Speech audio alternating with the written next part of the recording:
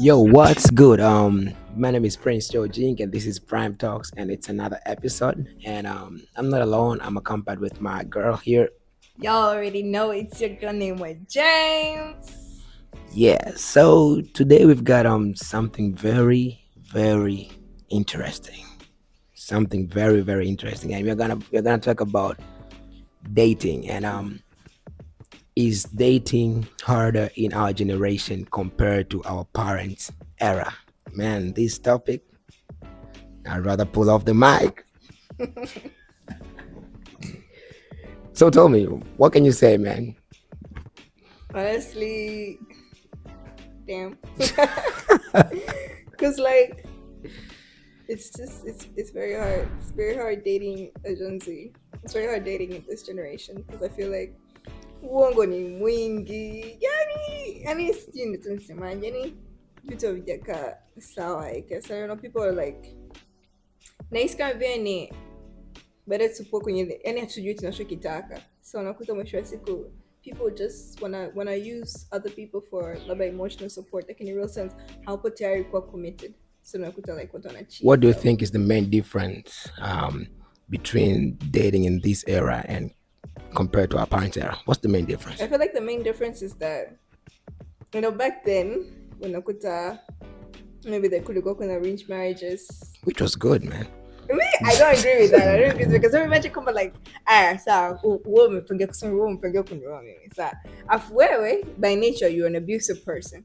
And when you mtu akupiga na yake. You have to cope with it. Hey, no way. Because this is why we have legal systems, eh? This is why mimi stayed up kwa baby mama. Mimi naenda kuolewa. So when nikaenda kuolewa na kutoka kama ndio ipo na kuolewa na mtu kama ambaye anakuwa abusive, I have legal rights and I can legally divorce you. You know, I think what's the main reason? Because sababu our parents, their marriages worked na tunaona nakaa miaka na miaka. Lakini sisi this era, 2 months, 1 month, we are off. That's why I'm saying, I'd rather date in my parents' era than this generation, because babu, like, it's quite easier. It was quite easier then. Right now, with the internet, with the culture shifts, it's hard. It's hard. With the advancement of technology, with the issue of fashion, it's hard. I mean, right now, you could literally get to see a girl in makeup, and when you get to see her in real life, you'd be like, these are two different persons. True. So I'd rather go back then. If there was a time travel, I'll travel to 1990s. Like me nakubaliana na hicho kwa sababu naona I feel like kitu ambacho kinasumbua sana Gen Z or this generation. Your generation. Your generation, because you're generation. Okay. No. Okay. Anyways, mi naona kwamba I think it's the situation kwamba kuna hizi beauty standards ambao zamani hazikuwepo. Unakuta labda zamani mimi naweza nikawa somebody's ideal type, but now unaweza kukuta kama according to beauty standards kama labda mwanamke mzuri lazima awe labda mweupe au lazima awe kama mbile mazuri au labda awe like na kucha nzuri au nywele nzuri or something au chotara or something like that. So it's like unakuta beauty standards zime go so high kwamba unakuta wanaume wakimwangalia mwanamke ambao hafit hizo criteria anaona kama we hafai. So unakuta like they become very picky. Now I think it's the same thing for girls as well, because unakuta labda tunataka mwanaume ambao he's buff, he's fit, au mtu ambaye labda ana pesa, au mtu ambaye yani already anajiweza, anajijua like hivyo. So unakuta like it's hard. We're also selective kwenye nani. You know those years kulikuwa kuna Instagram, no dating sites, no telephones. Like how were these guys interacting? Cause right now I can just get to Tinder. I don't know other sites. I only know Tinder, Bumby. Like yeah. So like right now you could date anyone, and it's much simpler because kuna hadi location pale wanakwambia she's nearby you. Yeah. Just it's not that amusing. Yeah. So like I think hii pia imepelekea kuwa na relationship types ambazo mnaita popcorn relationships, yani zile ambazo yani zina pop alafu bas. And you know the bad thing of popcorn, when you eat popcorn you eat, lakini after a few minutes you still feel hungry. So that's also in those relationships, they might feel like satisfactory kwa muda fulani, lakini baadaye unaweza kuona like mbona kama nilikosea, mbona kama I made a bad decision, mbona kama he's not the right person, mbona kama nini, mbona kama I'm losing myself, mbona kama hivyo, mbona kama hivyo, you see. Lakini another thing kwenye this topic ambayo ni very interesting, do you think expectations zimebadilika? Like zamani watu walipokuwa na date, those ages zetu sisi millennials and generation X, you know, and right now the expectations, do you think are the same, like dating in this your era and our era? do you think the expectations are, kwa sababu pia one of the things that affects most relationship and expectations. Yeah, so what can you say about that? I think obviously expectations may change drastically kwa sababu kuta labda zamani labda parents washokuwa wanategemea kama tu amana au anaweza tu labda kuprovide and hivyo kama ata take care of the family, that's it. They didn't really, I don't think that they based a lot in emotional support or like having very lavish in things. It's just like people, one of the things I loved about back then ni conservatism, like the way women were so conservative. Yani unakuta mwanamke anatakiwa kuwa bikra ili apate heshima, like hivyo ile akiolewa at that state inampa not only her respect lakini pia the family respect. Lakini unakuta sasa hivi like people have normalized having sex, especially younger generations. We have normalized having sex on the bat, random, doesn't matter who it is, where it is, it's just hivyo. And I feel like for the longest time you're gonna mean that thing is okay, it's normal because everybody's doing it. When ukija spiritually, we start to realize that it's not actually okay. Like this thing is supposed to be done between man and wife. And I feel like when it comes to expectations, is kwenye generation ya sasa hivi tuna expect tuwe na maisha luxury bila kufanya kazi, especially kwa I feel like kwa upande wa wanawake, though sio wote. Well, where are you in that group? I am not in that group. I am in the group ambao wanawake ambao wanataka kuwa yani self success, like I have to be successful myself kabla sijapata mwanamume ambaye ni. That's my perspective though, like because I believe kama mwanamke akiwa na vitu, yani akiwa na pekwa, akiwa na this like a status, like I can be dependent on myself, like I am independent with or without a man. And I feel like inakupa perspective kama sikuhitaji lakini I need to be with you because I'm trying to fulfill God's need, because we need to, reproduce. I think that's also the reason why you generation don't stay in relationship, kwa sababu most of independent women, yani women ambao they're independent, they're arrogant, like, man, whatever the case, I don't need a man. Men are arrogant, and they've been arrogant since historical era, since King George. But it's I think it's quite different from a women in one sense. Kwa sababu okay, let's assume a woman is arrogant and a man is arrogant. What are we trying to do there? Nothing. You see? So zamani expectation was like this, kwamba he's a man, he's a woman, marriage. Lakini right now I have to see something first. I have to see if you can accommodate me. I have to see if you can I have to learn about your habits. Lakini zamani you get to learn about the habits inside the game. Yeah, inside the marriage. You see? Like I have to, let me get to know you. Let me get like 1 year, 2 years. You see? So I think that's also one of the difference ambayo kati yetu sisi na nyie generation nyingine. Lakini naona ni vizuri sana kwa sababu wametupa nafasi ya kuwa the choice, to have a choice. Some people, some tribes in the money wako hawana hiyo choice.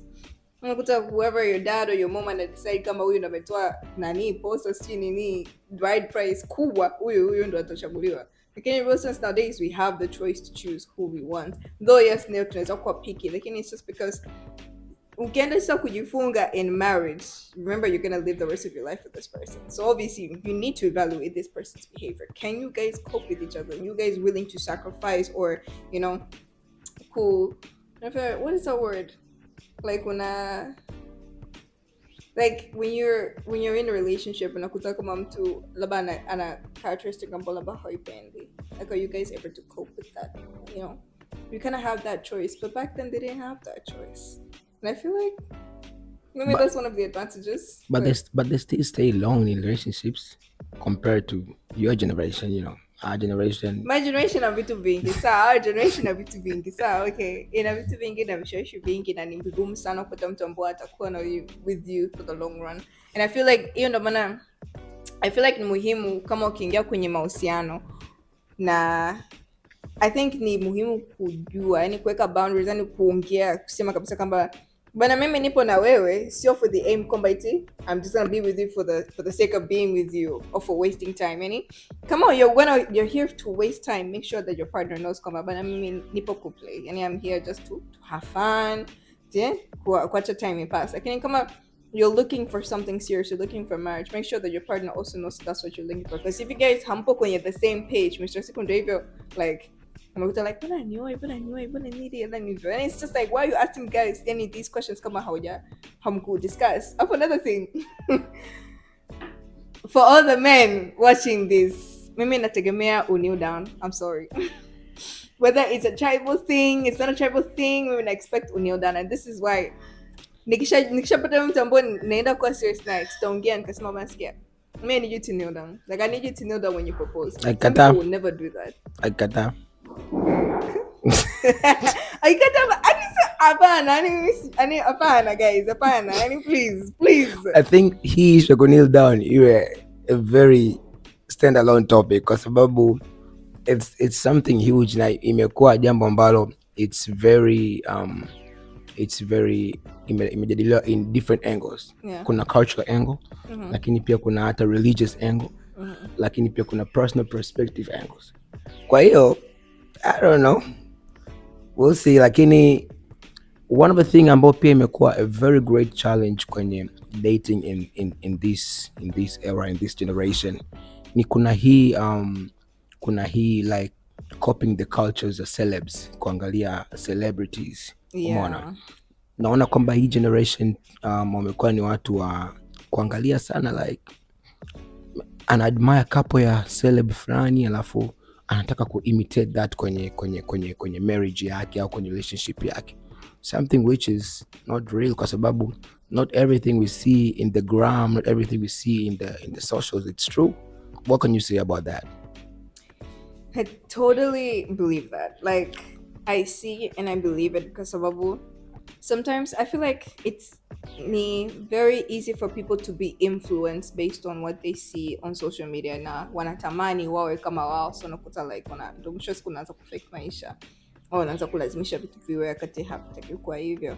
So I feel like ni very important kujua, yani like I feel like I guess ni akili, niseme kuweka standards, ni boundaries, lakini yani once upo kwenye the age au upo kwenye wakati ambao unajua kabisa upo sure kama nataka kuwa na mtu, nataka kuwa stable, nataka kuwa nani, just make sure that you evaluate the person, you evaluate the environment and the situation, yani hivyo. Lakini you don't have that perspective kamba if I'm not like this couple I see on social media, then this is not love, or if we're not doing, because what people fake on social media, people show the good things because that's how they want people to portray them, lakini sometimes sio uhalisia. Unakuta wao watu ambao wanaona hivyo mwisho wa siku wanakuja kudivorce, kulikuwa kuna vitu mambo vinaendelea lakini alikuwa tuoni, so unashaka tu like wame divorce. So it's not good to base your relationship or what you want for your future based on what you see on social media. It's all fake.